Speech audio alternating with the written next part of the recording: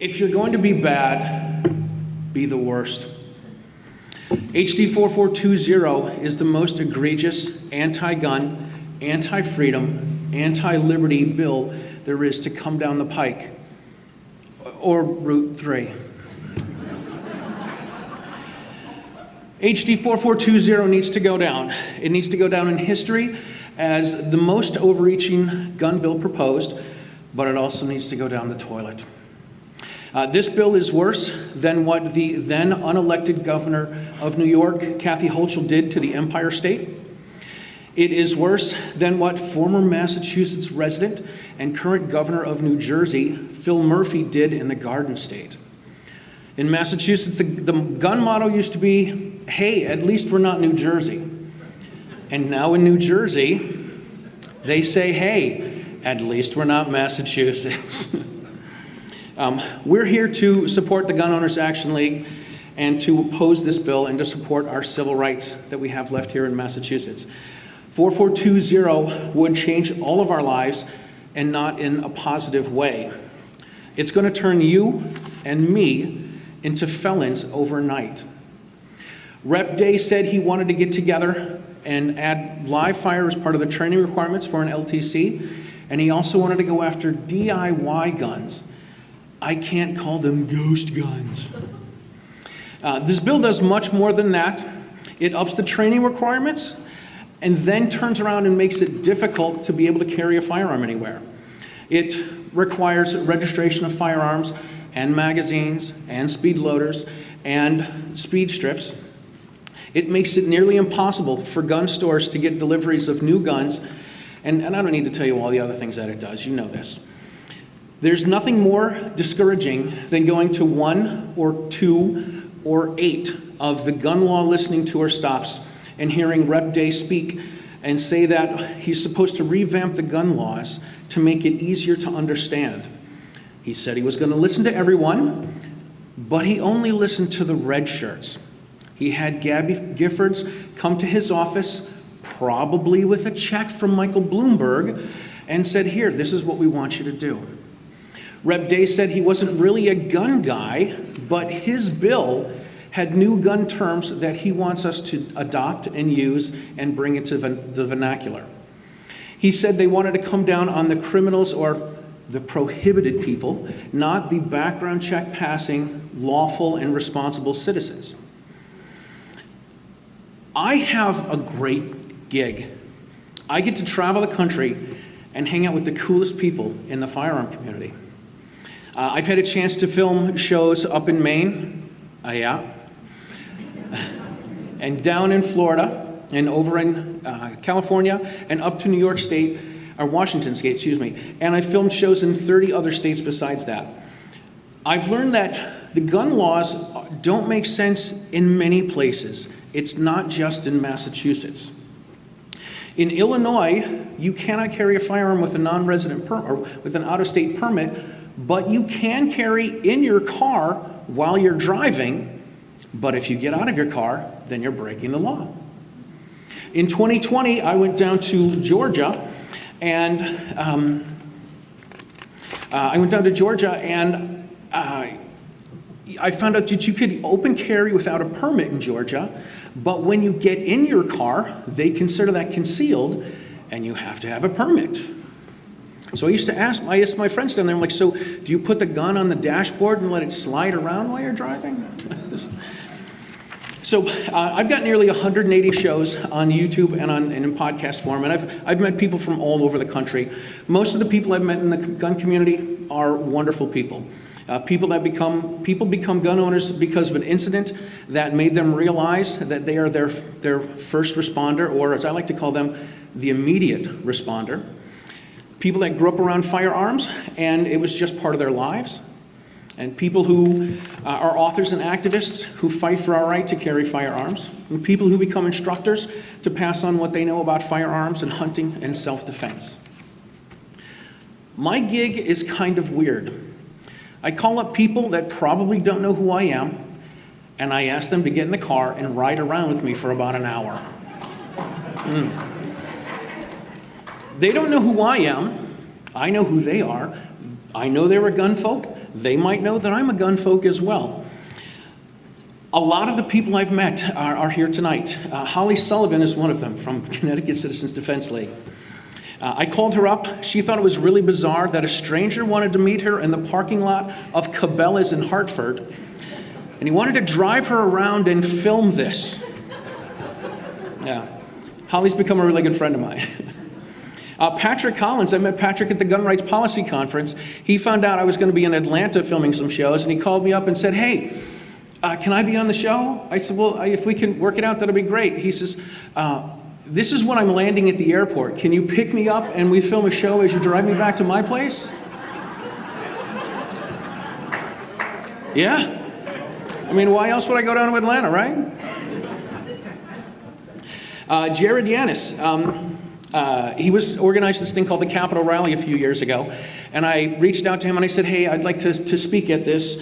I've got this little show, Riding Shotgun with Charlie, but I also make videos playing the trumpet with one hand and shooting a gun with the other. And he looked at me and he said, dude, you're from Massachusetts? I had no idea. I've been teaching Utah classes for Toby Leary at Cape Gun Works since 2014, when you guys had a store that was in a bank, and literally you kept your guns in the gun safe, because it was a safe. Amanda Suffolk is my favorite story. Amanda, in 2015, she was reaching out on Facebook looking for firearms instructors around the country to be on her radio show, which is in Cleveland.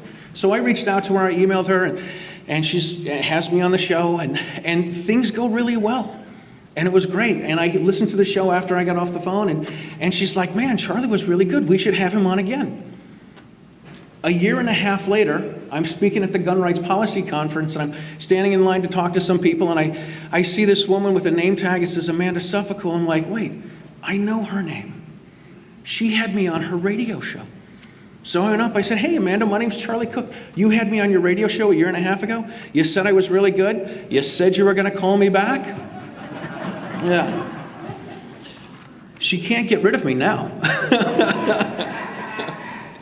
What I love about my friendship with Amanda is that almost every time we see each other, it's in a different state, in a different city, in a different part of the country. And I absolutely love that. I've known Jim and John and Angie since 2002 when I took a basic pistol class. John invited me to start doing the firearm education safety days with Goal and help do the pistol teaching. And we would have lunch. Jim would make a stew from animals that he's harvested, and I would sit at these things all by myself. And Jim would come over and talk with me, and I'm like, oh my God, Jim Wallace is talking to me. Whoa, this is really cool. Does anyone see that Jim's talking to me and he's not at their table? So I know, right? This is my job. So I've reached out to fellow podcasters and said, hey, listen, Amanda's running for the NRA Board of Directors. Would you mind having her on for a show? And then I reach out and say, hey, Rick Ector's doing an event in Detroit where he wants to train 2,000 women in a weekend. Would you guys mind having him on as a guest? The gun owners that I've met are the nicest people that you will ever meet and know. A lot of them let me borrow their cars so I can film a show. One wife actually baked cookies for us so we could have cookies for everybody that was going to be on the show that day. They invite me over to their house. We break bread, we have drinks. Somebody actually invited me over for Shabbat as well, which is pretty cool. These are the people that you know have your back. These are the people that will give you advice even if you don't listen to it.